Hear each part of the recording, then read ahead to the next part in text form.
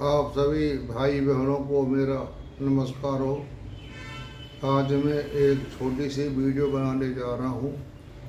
वह केवल आत्मा के बारे में थोड़ी सी बातें बता रहा हूँ, तो आप ध्यान से सुनना कि आत्मा क्या है।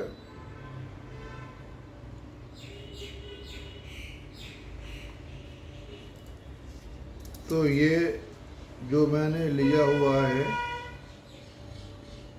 यह गीता से लिया हुआ है, जो मैं आपको बता रहा हूँ।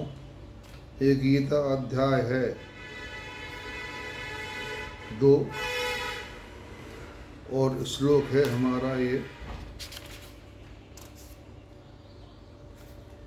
श्लोक नंबर है हमारा। तो आत्मा के बारे में ही बता रहा हूँ।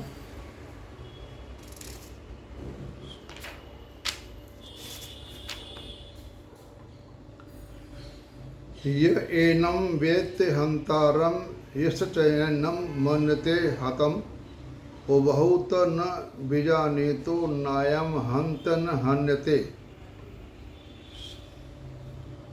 जो इस आत्मा को मारने वाला समझता है तथा जो इसको मरा मानता है, वे दोनों ही नहीं जानते, क्योंकि यह आत्मा वास्तव में न तो किसी को मारता है और न ही किसी के द्वारा मारा जाता है। न जायते म्रियते वा कदाचिन्नायं भूत्वा भवेता वा न भूयः अजो नित्य शाश्वतो अयं पुराणो न हन्यते हन्यमाने शरीरे। यह आत्मा किसी काल में न तो जन्मता है और न मरता ही है, तथा नहीं उत्पन्न होकर फिर होने वाला ही है, क्योंकि यह अजन्मा, नित्य, सनातन और पुरातन है। शरीर के मारे जाने पर भी यह नहीं मारा जाता।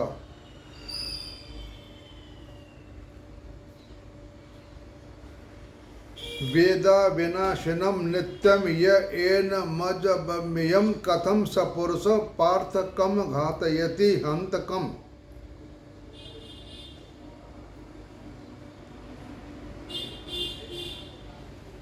हे प्रथापुत्र अर्जुन, जो पुरुष इस आत्मा को नाश रहित, नित्य, अजन्मा और अव्यय जानता है, वह पुरुष कैसे किसको मरवाता है और कैसे किसको मारता है। वासांसि जीर्णानि यथा विहाय नवानि गृह्णति नरो अपराणि न्यायानि संयाति नवानि देहि।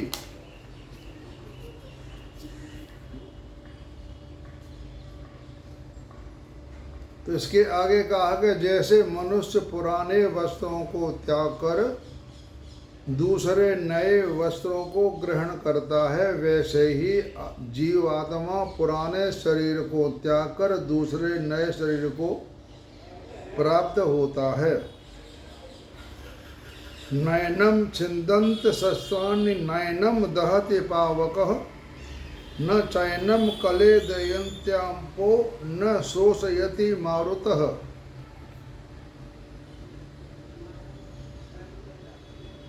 जो इस आत्मा को शस्त्र नहीं काट सकते, इसको आग नहीं जला सकती, इसको जल नहीं गला सकता और वायु नहीं सुखा सकता। अच्छे धो अयम दायो अयम किलोसो अशोष्य एवच नित्य है सर्वगतः स्थारु चलो अयम सनातनः।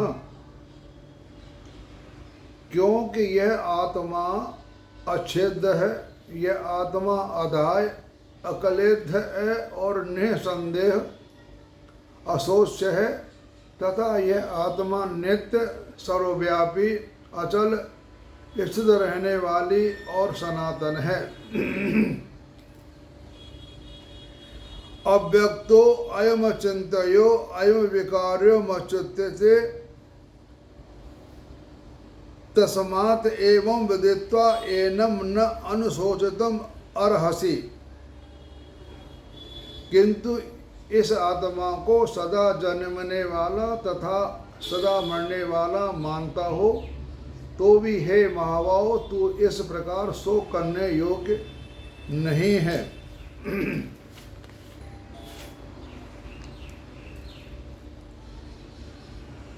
इसके बाद भगवान कहते हैं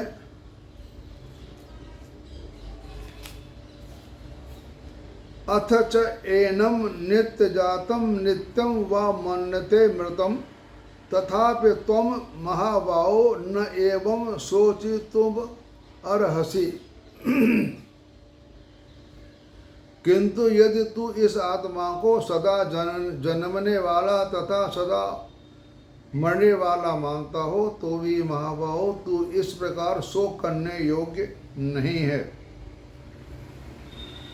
जातस्य हि ध्रुवः मृत्युः ध्रुवं जन्मः मृतस्य च तस्मात् अपरिहार्ये अर्थे न त्वं शोचितुम अर्हसि।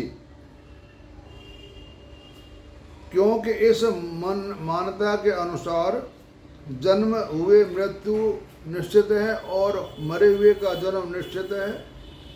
इससे भी इस बिना उपाय वाले विषय में तू शोक करने की योग्य नहीं है। अव्यक्तादीन भूतानि व्यक्त मध्यन भारत अव्यक्त निधनानि एव तत्र का परदेवना। हे अर्जुन, संपूर्ण प्राणी जन्म से पहले अप्रकट थे और मरने के बाद भी अप्रकट हैं, हो जाने वाले केवल बीच में ही प्रकट हैं। फिर ऐसी स्थिति में क्या शोक करना है। यानी भगवान कह रहे हैं कि यह बीच में जब आत्मा शरीर छोड़ के जाती है उसके बाद जन्म लेती है तो जन्म से पहले भी है और जन्म के बाद भी है। केवल बीच में प्रकट होकर के हम शरीर धारण करते हैं। आश्रवत पश्यति कस्यचित् एनम आश्रवत वदति तथा एव च अन्यः आश्रवत च एनम अन्यः शृणोति श्रुत्वा अपि। कोई एक महापुरुष ही इस आत्मा को आश्चर्य की भांति देखता है और वैसे ही दूसरे कोई महापुरुष ही इसके तत्व का आश्चर्य की भांति वर्णन करता है तथा दूसरा कोई अधिकारी पुरुष ही इस आश्चर्य की भांति सुनता है और आगे कोई तो सुनकर भी इसको नहीं जानता। हम सब जानते हैं कि हमें एक दिन मरना है, सबको पता है, लेकिन वो इस बात को गहराई से नहीं लेते और बुरे करने में तत्पर रहते हैं।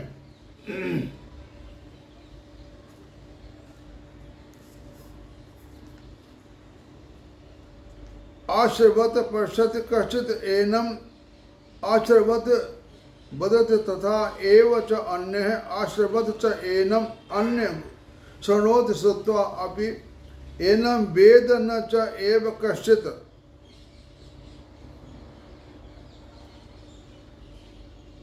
इसके बाद कहते हैं, भगवान कह रहे हैं कि देहि नित्यम अवध्यः अयम देहे सर्वस्य भारत तस्मात् सर्वाणि भूतानि न त्वं शोचितुम अर्हसि। हे अर्जुन, यह आत्मा सबके शरीर में सदा ही अवध्य है, यानी इसको हम बद नहीं कर सकते। इस कारण संपूर्ण प्राणियों के लिए तू शोक करने के योग्य नहीं है।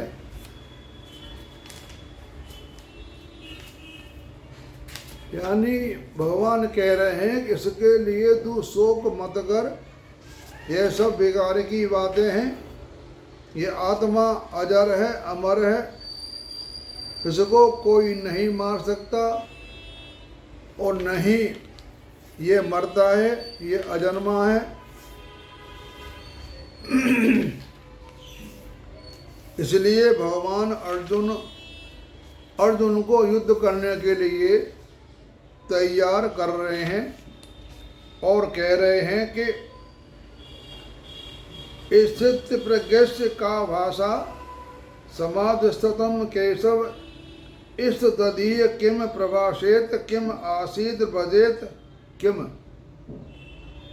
अर्जुन बोले, हे केशव, समाधि में स्थित परमात्मा को प्राप्त हुए ईश्वर बुद्ध पुरुष का क्या लक्षण है? वह ईश्वर बुद्ध पुरुष कैसे बोलता है, कैसे बैठता है और कैसे चलता है, इसके बारे में बताइए। तो भगवान कह रहे हैं, प्रजाहात यदा कामान सर्वान पार्थ मनोगतान आत्मन एव आत्मना तुष्ट स्थित प्रज्ञ तदा उच्यते।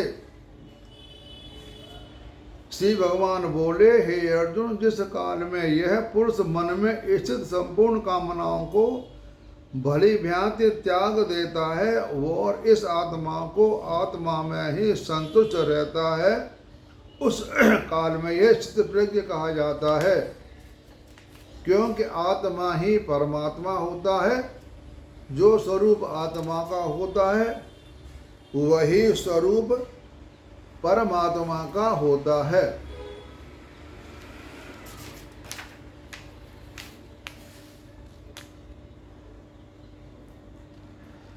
दुखेषु अनुदविगमनाः सुखेषु विगत स्पृह वीतराग भय क्रोधः ईष्टदीह मुनिः उच्यते। दुखों की प्राप्ति होने पर जिसके मन में उद्वेग नहीं होता, सुखों की प्राप्ति में जो सर्वथा निष्प्रह तथा जिसके रोग भय और क्रोध नष्ट हो गए हैं, ऐसे मुनि इस बुद्धि कहा जाता है। हमारा सबसे बड़ा शत्रु अहंकार होता है। अहंकार होता है तो हमारी बुद्धि भी मलिन हो जाती है। अहंकार में हम बुद्धि खो बैठते हैं और हम उल्टे सीधे काम कर देते हैं। सबसे बड़ा दुश्मन हमारा होता है क्रोध। क्रोध कब उत्पन्न होता है? जब हम किसी चीज़ की इच्छा करते हैं और वो हमें प्राप्त न हो तो हमें बड़ा गुस्सा आता है, क्रोध आता है। क्रोध आने से हमारी बुद्धि भी काम नहीं करती। इस बारे में समझा रहे हैं कि यह सर्वत्र अभिन्न स्नेह तत् तत् प्राप्य शुभाशुभम न अभिनदन्ति न देष्ट तस्य प्रज्ञा प्रतिष्ठिताः। जो पुरुष सर्वत्र स्नेह रहित हुआ उस शुभ या अशुभ वस्तु को प्राप्त होकर न प्रसन्न होता है न द्वेष करता है, उसकी बुद्धि स्थिर है।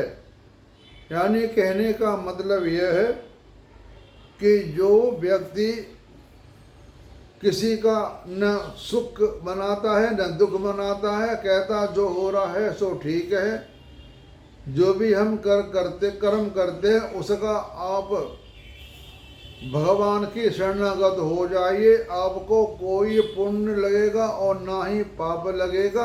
आपका इस जन्म से मोक्ष मिल जाएगा। यानी आपको फिर जन्म मरण की आपको माता के गर्भ में नहीं आना है। जो कर्म को भगवान को समर्पण कर देता है। यदा सह रते च अयम कूर्मः अंगानि एव सर्वशः इंद्रियाणि इंद्रियारेभ्य तस्य प्रज्ञा प्रतिष्ठिता।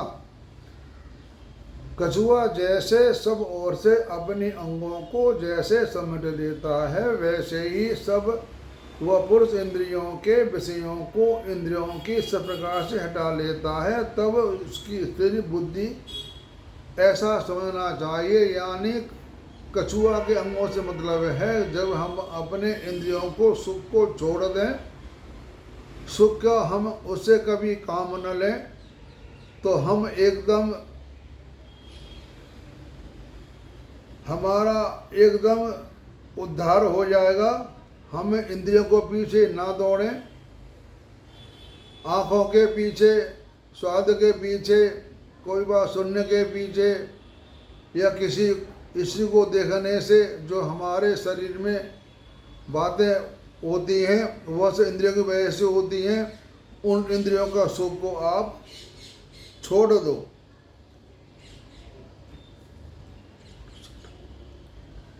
विषयाः विनिर्वर्तन्ते निराहारस्य देहिन रजस वर्जम रस अप्यस्य परम दृष्टा निर्वर्तते।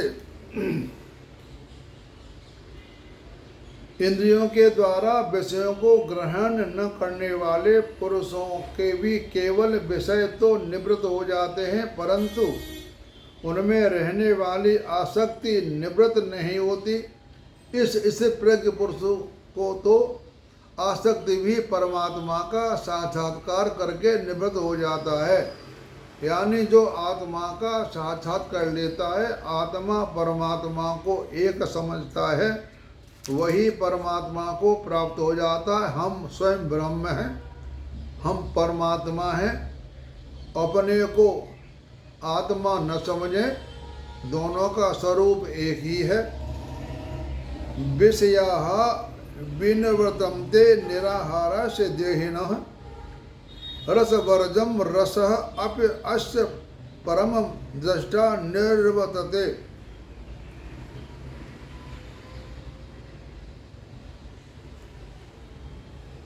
इंद्रियों के द्वारा, इसके बाद भगवान कहते हैं कि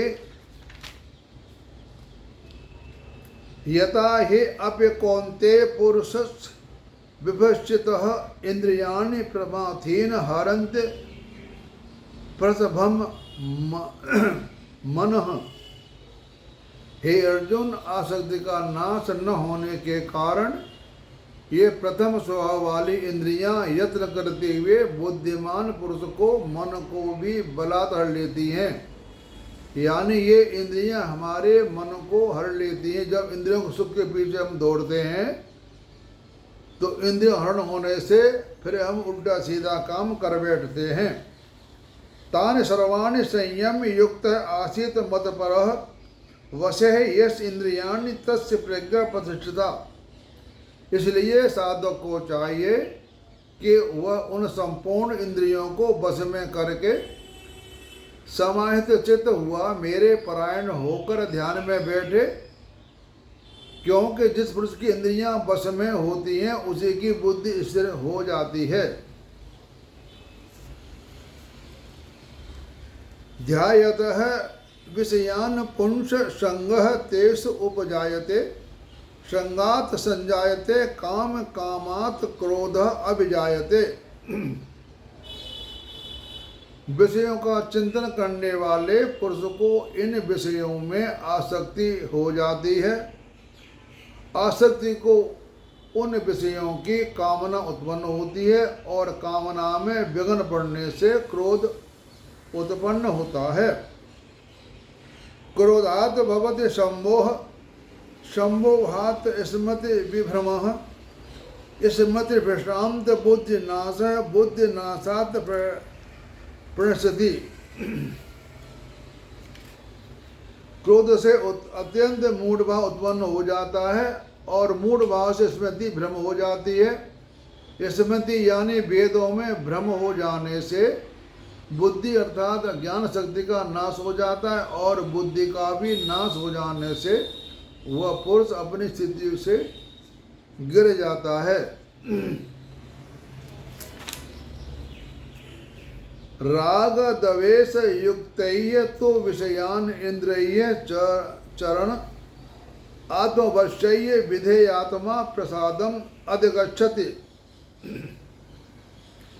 परंतु अपने अधीन किए हुए अंतःकरण वाला साधक अपने वश में की हुई राग देश से रहित इंद्रियों द्वारा विषयों में विचरण करता हुआ अंतःकरण की प्रसन्नता को प्राप्त हो जाता है।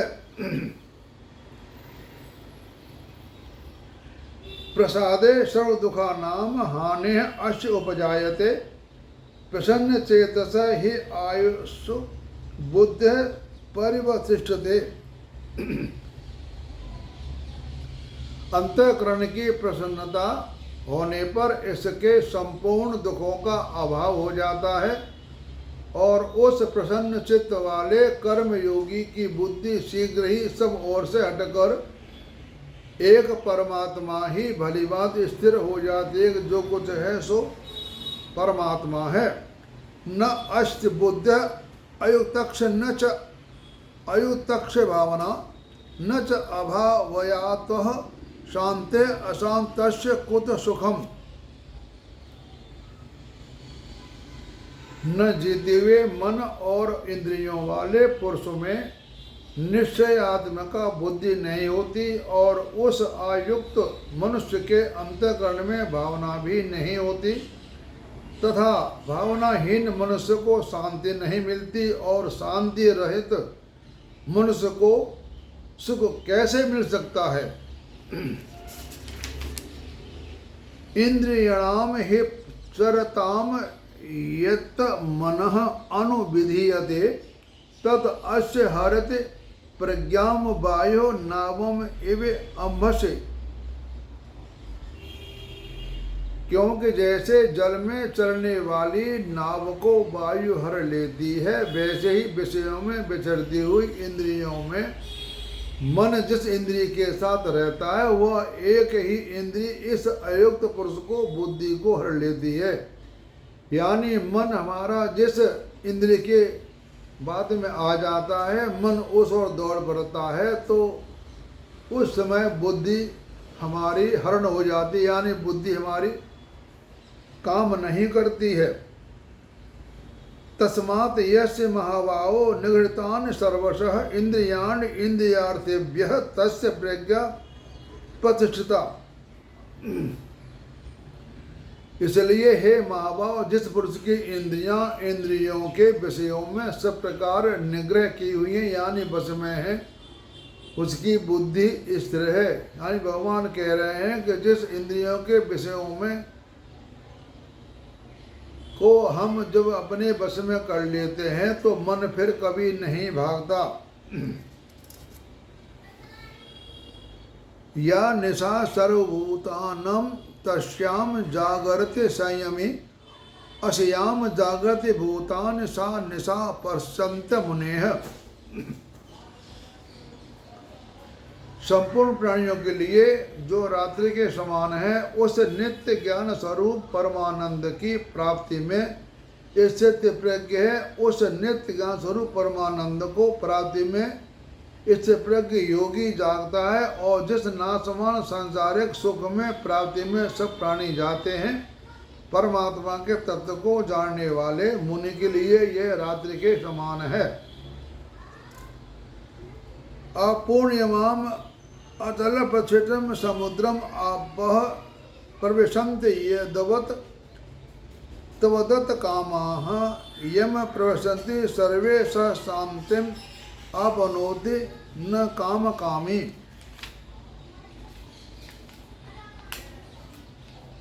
जैसे नाना इंद्रियों के जल सब ओर से परिपूर्ण अचल प्रतिष्ठा वाले समुद्र में उसको विचलित न करते हुए ही समा जाते हैं वैसे ही सब भोग जिस स्थित प्रज्ञ पुरुष में किसी प्रकार उत्पन्न किए बिना ही समा जाते हैं वही पुरुष परम शांति को प्राप्त होता है भोगों को चाहने वाला नहीं। विहाय कामान यह सर्वान पोषमान चरित निस्पृह निर्मम निरहंकार सह शांतिम अधिगच्छति। जो पुरुष संपूर्ण कामनाओं को त्याग कर ममता रहित अहंकार रहित और स्पृहा रहित हुआ विचरता है वही शांति को प्राप्त होता है अर्थात वह शांति को प्राप्त होता है।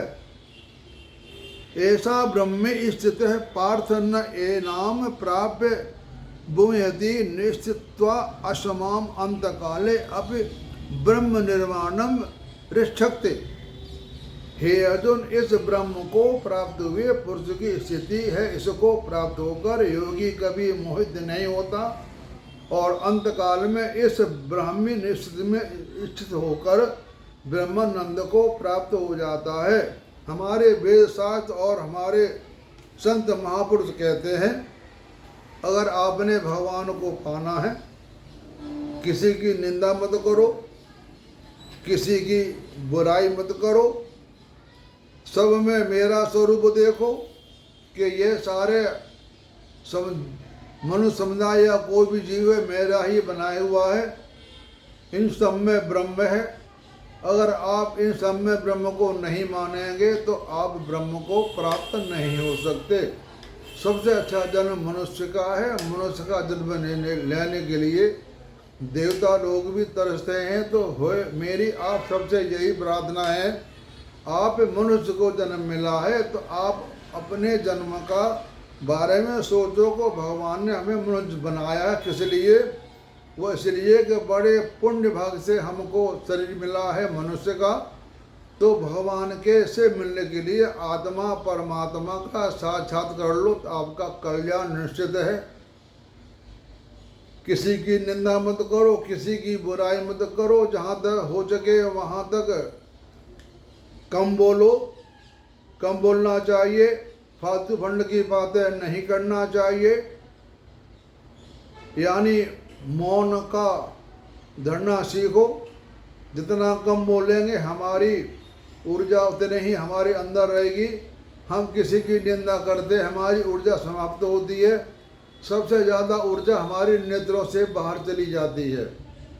तो मैं सब आपसे प्रार्थना करता हूँ, आँखों को करीब करीब जहाँ तक हो सके वहाँ तक दुनिया को कम देखो, आँखें अपने अंदर रखो, प्रभु को याद करो, क्योंकि आंखें बंद करने से हमारी ऊर्जा बाहर नहीं जाती है। ये तो आपने देखा है, सुना भी है, वर्तमान में भी है। जो जिनकी आंखें जिनको नहीं देता, जो जन्म से अंधे हैं, उनको देखो उनको कितना ज्ञान है।